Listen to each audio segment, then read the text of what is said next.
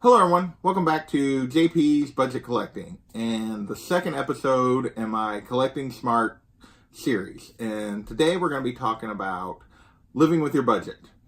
And whether you're a collector that spends $50,000 a year on comics or $50 a month on comics, we all have a budget.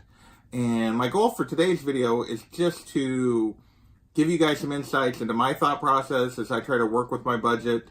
I'm going to talk about some mistakes I've made, some things I've learned, and hopefully there'll be some things that resonate with you that can help you be a smarter collector, and all of us can go forward in a way that actually allows us to reach our collecting goals. So, as I said, today is going to be about living with your budget. And the first step in that, for me, is just understanding what your budget is.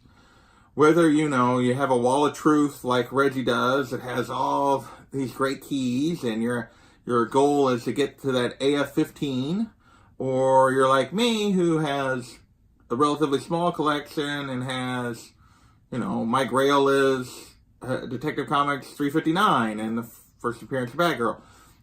Whatever your goal is, in order to get there, you have to understand what your budget is, what you can afford to do, and how you can afford to do that.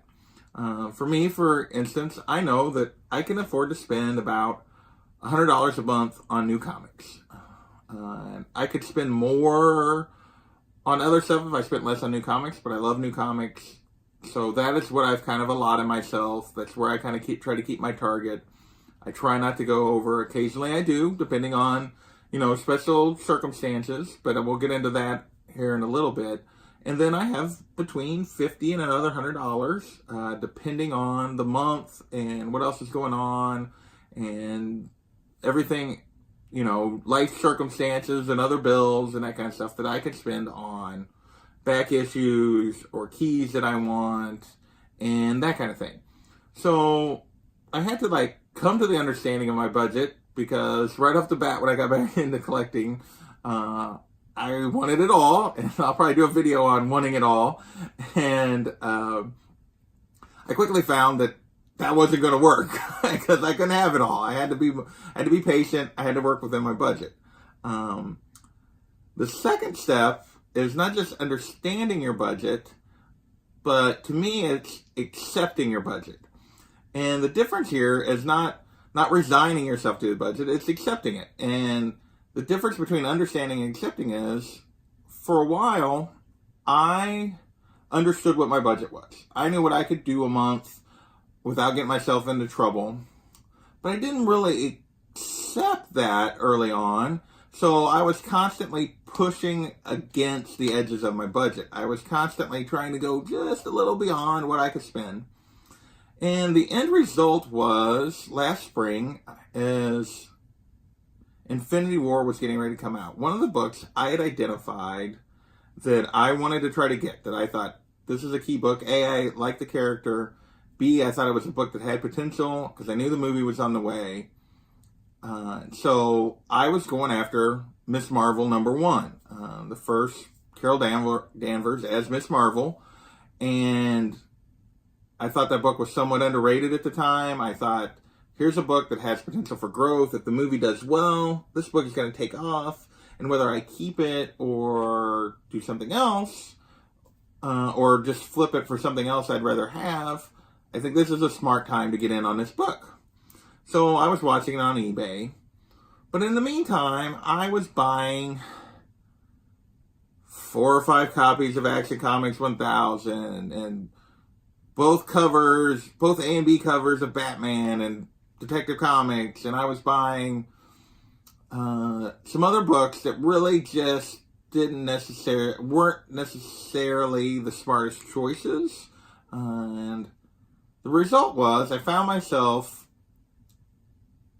watching an auction for a 9.4 on eBay that the guy wanted $189 for with free shipping. And the clock was clicking down, and this was the week before Infinity War came out. And so that whole week I was kind of watching it, but I knew I just couldn't. I was like, man, that's a good deal. I couldn't believe nobody had snatched it up. I was like, I should probably jump on that. I should probably jump on that. I should probably jump on that. But ultimately, because I've been doing some other things and not really accepting what my situation was, I had spent money on things that didn't allow me to jump on it at the time.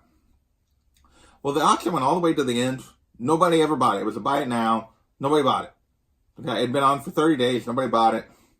The guy reposted it the Thursday before an Infinity War came out and went from listing it as buy it now $189 to buy it now $289. The Monday after Infinity War came out, he sold it. Not to me. So he knew what was going on. He knew the movie was coming. Even though it had been on there for 30 days and nobody had bought it on eBay, he bought it. He ended up selling it for $100 more 4 days after that auction expired. He relisted it for $100 more, and he got it because her little symbol shows up in Nick Fury's hand right at the end of the movie. And, I see that as a missed opportunity, and it was a self-inflicted missed opportunity because if I'd been smart about some of the other things I was doing, I could have had that book. So that's what I mean by accepting your budget is you have to it's one thing to understand what your budget is, but if you don't accept it, if you're constantly pushing against it, trying to push the boundaries, you leave yourself in a situation where you can't take advantage of opportunities. You can't make adjustments. And then you also leave yourself in a situation where you can't go off plan because you've already done that so much that you have to if an opportunity comes up, you just can't take advantage of it. So that's kind of my second point. So first step is understanding your budget. The second is accepting that budget, not resigning yourself to it, but accepting it so that you can do the third step, which is make a plan. I think it's important to have a plan, even if it's a rough one, of what your goals are, what you want to try to accomplish, particularly when you're working on a tight budget, what are the books that you want to where do you want to try to go with your collection? What do you want your collection to be? And having a plan so that you can make sure that the choices you're making within your budget are helping you fulfill that plan. Now, that's not to say that you have to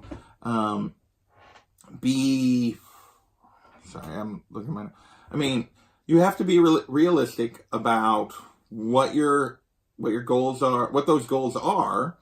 But that doesn't mean if you're working with a tight budget, yet your goal is a nice copy of Hulk 181, you can get there, but you have to make a plan for doing that. Well, I'm going to invest in certain books that I think I can flip, that I can turn. I'm going to be smart about which ones I choose to do that with. I'm not going to pick the hot cover of the week necessarily. I'm going to pick a book that I think has value. And make smart choices within your plan so that you can eventually get to that Hulk 181. But the other aspect of that in your plan is you need to allow yourself flexibility. So that when opportunities arise that maybe you weren't necessarily anticipating, or something changes in your want list for whatever reason. I know for me, I posted a video of my 2019 want list less than 2 weeks ago. If I went and made that video today, number 9 and 10 on that list might be different. Just because my interests or opportunities or whatever. So you need to allow yourself flexibility within that plan so that you can take advantage of opportunities. The other thing is, if you allow yourself some flexibility, then you can cheat occasionally. You can go get that book that Art Germ store exclusive for Detective Comics 1000 that you're like, I love that cover, I want to go get it. I'm just pulling something out of the hat because I cheated on Detective Comics 1000 Art Germ. But I'd put myself in a position where going to do that, even though it wasn't part of the plan, didn't really hurt my ability to execute the plan. And so, from that perspective, just in the planning thing, I put the 2 books up behind me. Because after I missed out on Miss Marvel #1, I was like, okay, I'm going to be smarter about this. And the other book that I saw that I'd already gotten, Avenging Spider-Man #9. But I missed out on the second one, the one that's probably more valuable, or the more valuable Carol Danvers book. But I was like, I'm not going to do that, make the mistake with Spider-Gwen. It's a character that I've enjoyed reading since I've come back into the comics. It's a character I knew the Spider-Verse movie was going to come out. It's a character I thought they're going to do things with this character. So I made a plan. I waited for my opportunity last summer, and I was able to get 9.6 Edge of Spider-Verse #2 for a price that was, even at the time, was really good, and now where prices have went is fantastic.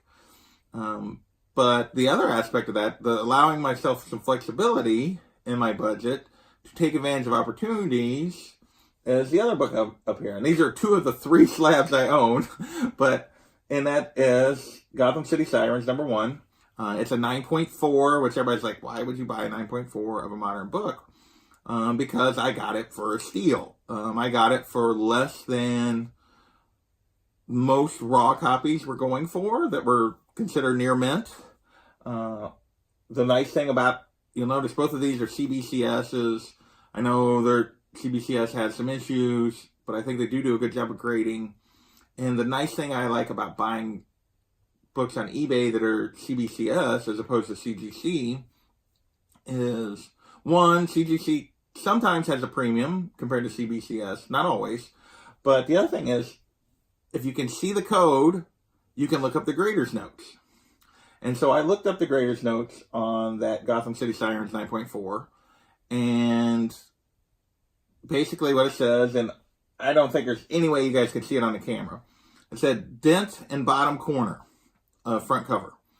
So I couldn't see it on the thing, and I was like, it doesn't break color. So I bought it. I got it here, and it definitely does not break color. And you can see it. I mean, you can see it. I don't think there's any way. I'm not even going to try to show it to you guys. I might try in a later video. But I think this is a candidate for cracking, pressing, reslabbing, and I think I can get a 9.8 out of it. Because that's literally the only thing on the grader's notes. There is one other little spine bump a little further up that's really tiny, but it also doesn't break color. So I think at the very least, I can get that book to a 9.6 if I ever decide to go down that road. So it was one of the reasons I bought it. I got it for what I considered a steal. By looking at the grader's notes, I felt like it was a good opportunity for eventually, if I ever wanted to sell it, pressing, and if they do kind of a Gotham City Sirens movie, that was part of the reason I was looking for it. Plus, I just enjoyed that series. I could maybe turn it into, reslab it, and maybe it's a 9.6 or 9.8. So, but by having a plan, but allowing myself flexibility within that plan, and understanding my budget, I was able to cheat and buy that book. That was not a book that was on my list, but it was an opportunity that I saw and I took advantage of. Let's see, what was the other thing I want? So that was kind of the big things that I wanted to lay out in this. I don't know how long this video is going to be, not super long, but in terms of like living with your budget, it is, it's important to both understand what your budget is, accept that budget, make yourself a plan so that you can make the most of that budget, so that you can use that to get the goals that you want to achieve, but leave yourself flexibility within your plan. Don't make a plan that counts for every penny that you can possibly spend on comics. Leave yourself some flexibility so you can take advantage of opportunities if you see them, so that you can occasionally cheat, because there's always stuff that you're going to want that maybe wasn't part of the plan, but boy, I really would love to have that. Well, if you give yourself some flexibility, if you're not always pushing against your budget, if you have a plan and you're working with it, part of that plan can be that every so often I'm going to go off the plan and get this book that I really want that maybe wasn't originally in the plan. So that, I don't have anything more today. I know, like, future things, I'm going to talk about that whole wanting it all, and I got several other topics in mind for this series. So if you like what I'm doing with this, drop me a comment, make suggestions that you might have for future topics for Collecting Smart. And the main thing is, go after the things that you want. Enjoy the hobby. That's why we all do it. We love comics. Enjoy it. Don't allow your budget to limit you or take your enjoyment away. Just be smart about it. learn how to use it to your advantage to make the hobby more enjoyable, not less enjoyable because, oh, I can't have that right now. Well, maybe not, but there are things you can have, and there are things you can do to help you get to that book. And that's the main thing you should focus on is, how can I use my budget to make my collection what I want it to be? And even if it's, getting books to flip or whatever to try to build equity to get to that book that you really want, or whether it's just, collecting the high cover of the week because that's what you enjoy, just, be smart about how you use your budget, and your enjoyment in the hobby, I think, will only increase. So with that, I'm going to get out of here. Thanks for joining me, guys. Hit that like and subscribe button if you would. I remembered for once, and we'll see you next time. Bye.